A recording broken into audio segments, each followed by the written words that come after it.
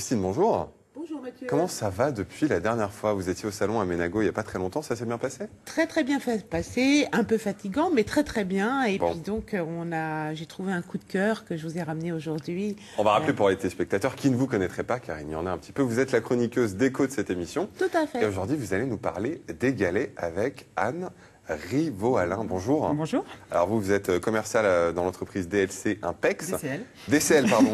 Impex, pardonnez-moi. Et vous êtes spécialisé dans les galets. Vous êtes la seule entreprise à pouvoir extraire les galets de Cailleux, c'est bien ça? Oui, on est une des seules entreprises. Nous sommes Une des deux, seules. l'entreprise Silmer et nous-mêmes.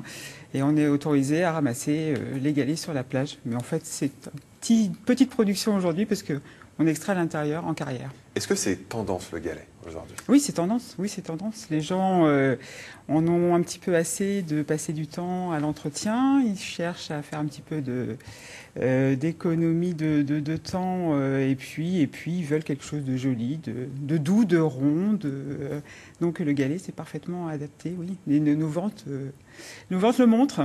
Christine, sur le salon, les gens étaient spécialement intéressés par la déco à base de galets. On va le voir sur ces photos, on peut la décliner sous de multiples formes. Oui, alors on voit la photo, oui, en effet. Donc là, en effet, surtout sur le côté amiénois, quand on connaît les maisons amiénoises qui sont toutes petites, généralement au niveau des jardins, ça permet d'aménager et donner aussi de la grandeur, souvent au cours intérieur, hein, avec des dessins géométriques. On permet de... là, on le voit très bien, on a l'impression que c'est assez grand comme jardin, et en fait, on est sur 20 mètres carrés. Donc, Ça agrandit l'espace, le galet. Agrandit l'espace. Alors en plus, c'est très tendance pour le côté, en effet, zen attitude, côté feng shui également. Et, en quoi c'est feng shui le galet? Expliquez-moi. parce que c'est une question de repos. C'est déjà une inspiration japonisante. Donc voilà, par définition, c'est apaisant. C'est apaisant, C'est zen. voilà, c'est zen. D'accord. Donc, Et puis on peut s'amuser un petit peu à tracer des lignes. Oui. Il y a un petit côté artistique. Il y a un avec le côté galet aussi. esthétique, et puis je pense, Anne, que vous pourrez le dire, il y a beaucoup de travail au niveau du motisme, graphisme, au niveau du graphisme et des dessins. Oui, tout à fait. Là, en fait, on est passé entre les mains d'un paysagiste qui nous a fait quelque chose qui nous a beaucoup plu. En fait, puisqu'il y a de la rondeur et aussi quelque chose d'assez graphique, d'assez structuré. Et on a trouvé ça vraiment joli sur 20 mètres carrés, quand même un tout petit espace. Et on voit l'utilisation des produits. Qui sont quand même très tendance, à savoir le schiste, et puis des petites calades de galets, avec des matériaux aussi qui sont des matériaux, on a quand même de plus en plus tendance à utiliser des matériaux de recyclage. Donc en fait la tendance aussi c'est quand même C'est développement durable. développement durable, donc d'être sur des produits qui ont une deuxième vie ou alors qui sont détournés. Est-ce que ça évoque un petit peu aussi la mer, la Manche, l'océan, dès qu'on voit un galet quelque part? Je pense que ça parle à tout le monde, quoi. C'est-à-dire que tout le monde un jour Tout le monde peut rêver, peut laisser libre cours à son un jour imagination. a pris un petit galet dans sa poche et puis il l'a ramené. Je trouve que c'est très évocateur, c'est un côté, une part d'enfance. Et sur le salon, on l'a bien vu, c'est-à-dire qu'on fait un carton avec les enfants, quoi. Les enfants, clairement, se jettent sur notre stand et viennent toucher. C'est tactile, c'est sensuel, et les gens adorent, quoi. Enfin, oui, Christine, chaque galet a son histoire un petit peu? Oui, ça je pense. J'allais dire, est-ce que vous pourriez nous parler aussi de ce qui est autre que les galets que vous exploitez, parce que les galets déco de la Manche, en fait, nous, on a étendu notre gamme à d'autres produits parce qu'on était quand même un peu réducteur, on était sur des produits gris. Alors, les côtes de la Manche, on prend ce qu'on trouve. Et en fait, va le voir sur ces images quand même. C'est quand même le galet, quoi. Ici, la côte Picarde, Cailleux, c'est l'industrie du galet. Oui, l'industrie du galet, voilà. Il faut savoir de que ramassage. normalement, nous n'avons pas le droit de ramasser les galets à titre personnel. On voit les enfants qui repartent avec leurs seaux, etc.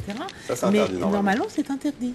Oui, tout à fait. Donc là, on voit mes collègues. Ce sont mes collègues de l'établissement de la Société de la Rue, qui ramassent de manière traditionnelle en fonction des heures des marées. Et ces galets, ils sont, pardonnez-moi, ils sont travaillés dans un second temps? Alors pour polit, certains, pour les galets des côtes de la Manche, en fait, il y a le galet, on va dire, second choix, qu'on appelle un galet tout venant, qu'on va utiliser pour les fonds de bassin. Et après, le galet triéma, qui a une utilisation industrielle. Donc, en fait, nous, on est une entreprise qui est née il y a une vingtaine d'années dans une structure qui existe quand même depuis 1875. Donc, qui est quand même une entreprise très historique et qui est installée à Cailleux-sur-Mer, mais qui était aussi installée sur les côtes de la Manche, puisqu'en fait, on ramassait là où il y a des falaises. Donc, c'est entre Le Havre et Cailleux-sur-Mer, quoi. Christine, au niveau du prix, voilà, j'allais les dire galets, le combien prix. ça coûte? Donc, Alors, le prix, ça se vend comment, au kilo? Ça s'exprime au poids, donc au kilo, à la tonne selon les produits.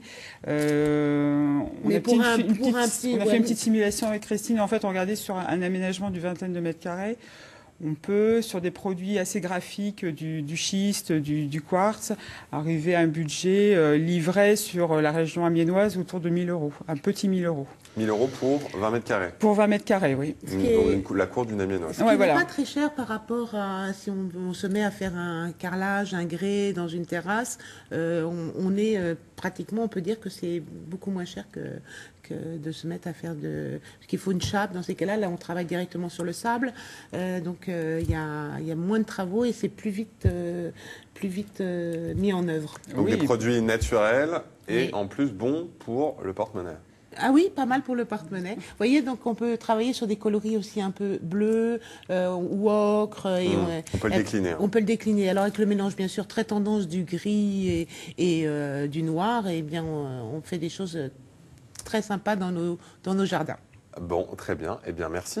Merci Mathieu. Merci. Juste un petit mot, on a un site de vente en ligne, donc www.universpierre qui permet donc d'acheter en ligne au sac ou au big bag. Voilà. Et puis là, on peut voir qu'effectivement, on peut trouver son bonheur, quelles que soient les variétés de galets. Voilà. Merci, à la semaine prochaine. À la semaine prochaine, Mathieu. Reposez-vous bien après ce dur salon. C'était pour un salon.